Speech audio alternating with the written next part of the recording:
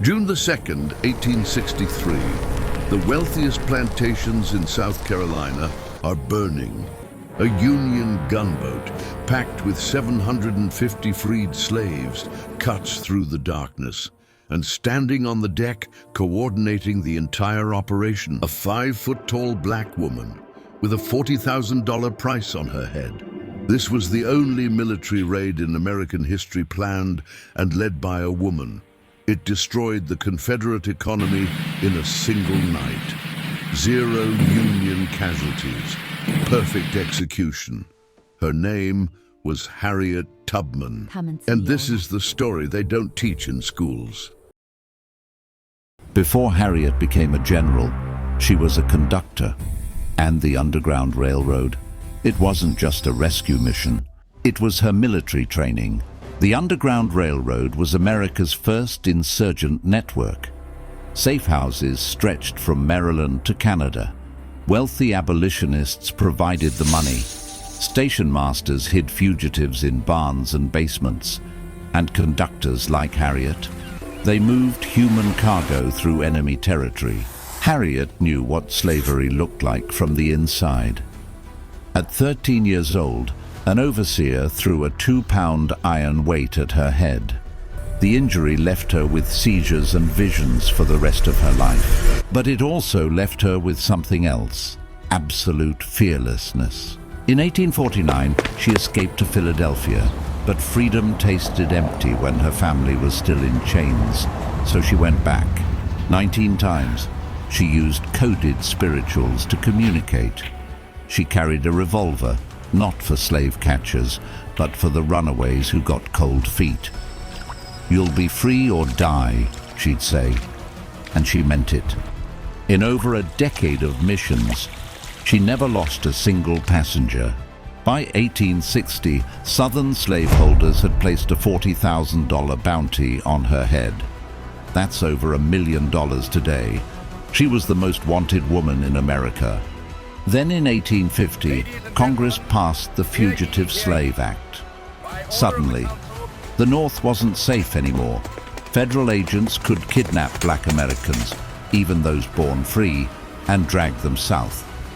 So Harriet changed the destination. She pushed her railroad 1,000 miles further, all the way to Canada.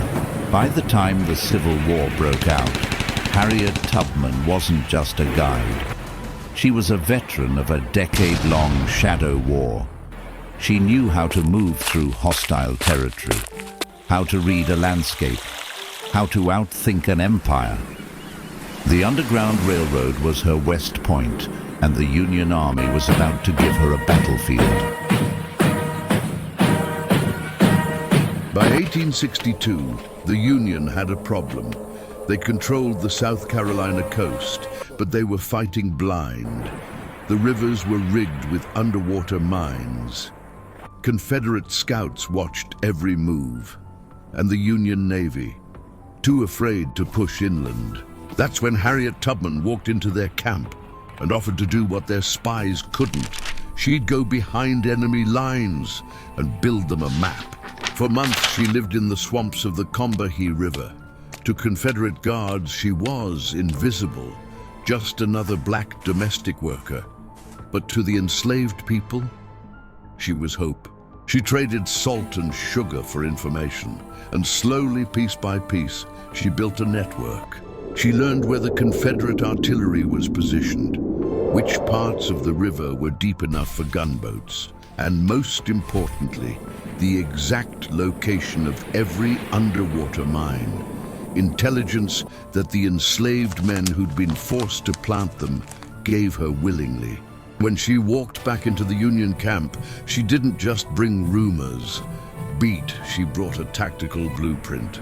Confidently, she told Colonel Montgomery, "Give me the ships and the soldiers.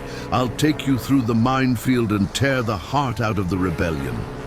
The Union Army took a gamble that was unthinkable in 1863. They put the fate of a multi-ship raid and hundreds of lives into the hands of a black woman with no rank, no uniform, and no formal military training. But Harriet Tubman had something none of their officers had: She knew the river better than the enemy did. June 1st, 1863, 2 a.m. 3 Federal gunboats slip into the Combahee River.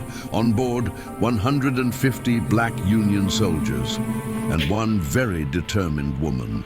Harriet stood at the front of the lead ship, calling out directions. Left, steady, hard right. The boats weaved through the minefield like thread through a needle.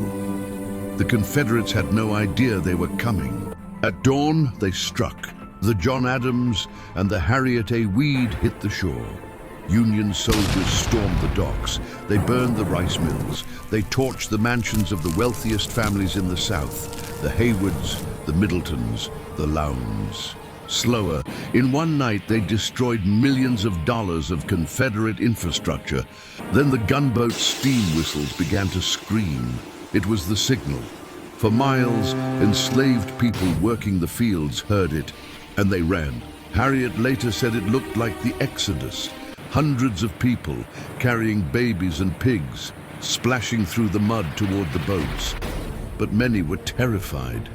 Their masters had told them Yankees were devils who would sell them to worse fates. That's when Harriet Tubman did something no general's manual would ever teach. She began to sing spiritual songs of freedom in their dialect, in their language, telling them that Lincoln's gunboats had come to take them home. 750 people boarded those ships. The Confederate battalions scrambled to respond, but it was too late. Their artillery fired blindly into the dark. But because of Harriet's intel, the Union boats stayed just out of range. Only one person was lost.